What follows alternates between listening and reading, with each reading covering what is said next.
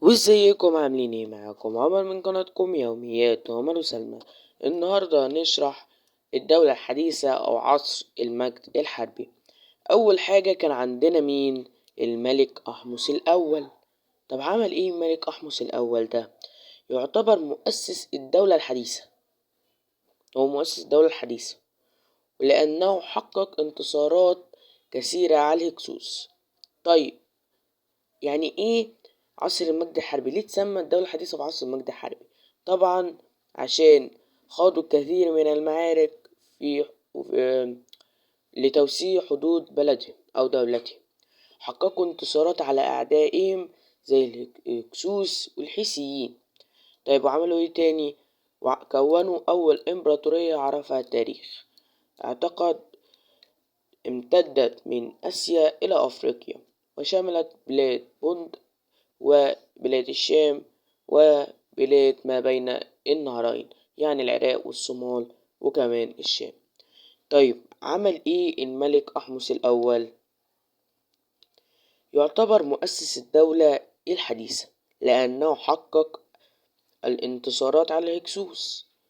طيب هو عمل كده بس؟ عمل كده بس، وكان من أشهر الملوك في الحرب لأنه انتصر على الهكسوس، لأنهم كانوا محتليننا كتير قوي، فهو الوحيد اللي عرف ينتصر عليهم. طيب وعمل ايه تاني؟ ما عملش حاجة تاني. نشوف مين بقى؟ نشوف الملكة حتشبسوت. حتشبسوت عملت ايه؟ مدة الحكم بتاعها كانت من 20 عاما، يعني مش من 20 عاما بالظبط، لأ كانت 20 عاما أو أكثر. ليه؟ لأنها طب وتميز عهدها بإيه؟ تميز عهدها بالسلام والعفو. ليه؟ لأنها انتوا عارفين طبعا إن النساء لا تحب أو لا تتميل للحروب، فهي طبعا كانت اللي هي مش متميلة للحروب ولا مهتمية بيها، كانت مهتمية بإيه؟ التشييد والعلاقات التجارية. طب عملت ايه في التشييد والعلاقات التجارية دي؟ التشييد بنت مسلتين شاهقتين. طب والعلاقات التجارية في الدول المجاولة أرسلت بعثتين أو رحلتين تجاريتين إلى بلاد بوند اللي هي الصومال حاليا، لجلب الجلد الأسود، الأحجار الكريمة والأخشاب والبخور والعاج. طيب واحنا كنا متفقين هناخد كام ملك؟ هناخد 3 النهاردة وهناخد 4 الحصة الجاية. طيب الملكة حتشبسوت لماذا لم تكن تتميل في الحروب؟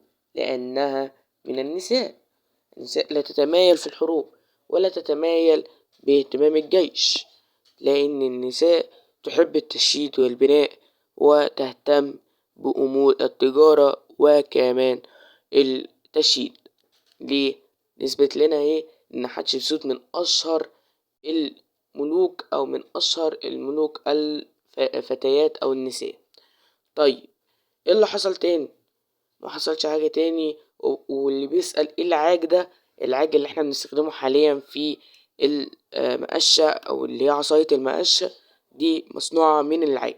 ده اللي بيسأل هو ايه العاج ده.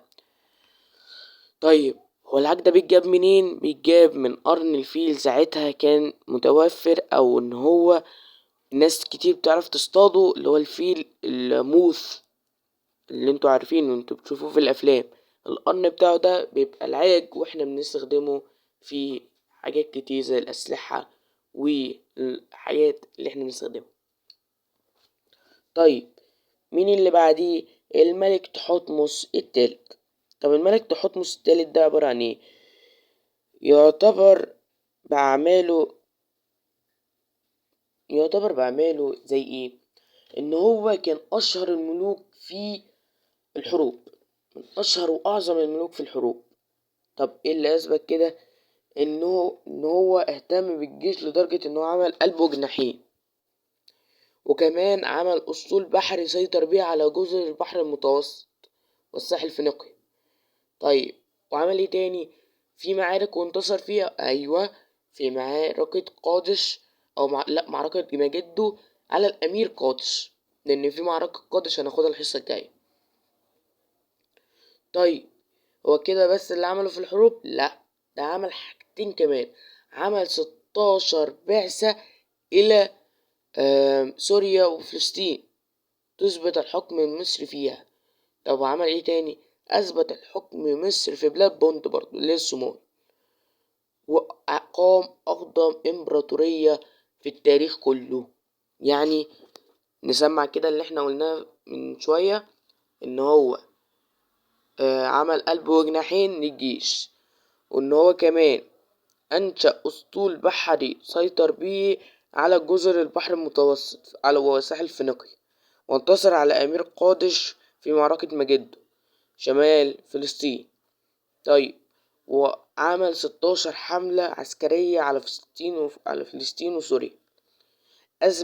وأثبت الحكم المصري في بلاد بونت، وقام أقدم دولة في التاريخ. انت لازم دلوقتي تكتبها في ورقة وتحاول تحفظها على قد ما تقدر. طيب هو ده اللي عمله في الحروب بس؟ ايوه، هو ده اللي عمله في الحروب بس. طب كده بقى نسمع حتشبسوت وتحتمس التاني. حتشبسوت كانت لا تتمايل للحروب، وعملت مسلتين شاهقتين، ده يعني خلاصة الكلام اللي انا كنت بقوله. وعملت مسلتين شاهقتين. يعني ايه شاهقتين؟ يعني طوال اوي او ضخام. وعملت ايه؟ بعثتين لبلاد بونت عشان تجيب الجلد الاسود والاحجار الكريمة والاخشاب والبخور والعاج. طيب وانما بقى تحتمس التالت قسم الجيش لقلب وجناحين، وصنع حرب المفاجأة. نسيت اقولها لكم، صنع حرب المفاجأة، وأنشأ أسطول بحري سيطر به على جزر البحر المتوسط وساحل فينيقيا، وانتصر على أمير قادش في معركة مجد، وكمان اللي هي شمال فلسطين، وقاد 16 حملة عسكرية على فلسطين وسوريا، وثبت الحكم المصري في بلاد بون، وأقام أقدم إمبراطورية في التاريخ كله. طيب عمل كل ده؟ أيوة عمل كل ده، ويعتبر من أشهر وأعظم الملوك في المجال الحربي ومجال الإدارة. طب عمل إيه في مجال الإدارة بقى على كده؟ هقولها لكم قبل ما نقلب أو نجيب على الإدارة. أول حاجة إن هو أحضر أبناء الآسيويين وربهم عنده. رب عنده أبناء الآسيويين. طب لما بعد ما عمل كده، طبعا لما عمل كده هو خد احترام الآسيويين لأن ولادهم متربيين عندهم. طب وعمل كده بس؟ لا، هنشوف معاكم دلوقتي. أول حاجة وطى علاقات بملوك وحكام الدول المجاورة. الدول المجاورة حسن العلاقات معهم. طيب وعمل ايه تاني؟ كسب ود الأمراء الآسيويين، فساعدهم في حل مشاكلهم وربى ولاده عندهم، طبعا عشان ينشر الثقافة المصرية في بلادهم. وعمل كل ده، وكان من أعظم الملوك حربيا وفي الإدارة. كده احنا خدنا ايه؟ أحمس الأول، حتشبسوت، وكمان معانا تحتمس التالت. كده تمام. كده احنا خلصنا اول 3. هنبدأ في الاربعة التانيين. اربعة التانيين سهلين، فاللي كده قسمتهم لوحدهم. فهنبدأ في اخر 4 ان شاء الله. ده هيكون اللي هيجي في امتحان نوفمبر مع المقرر بتاعكم طبعا.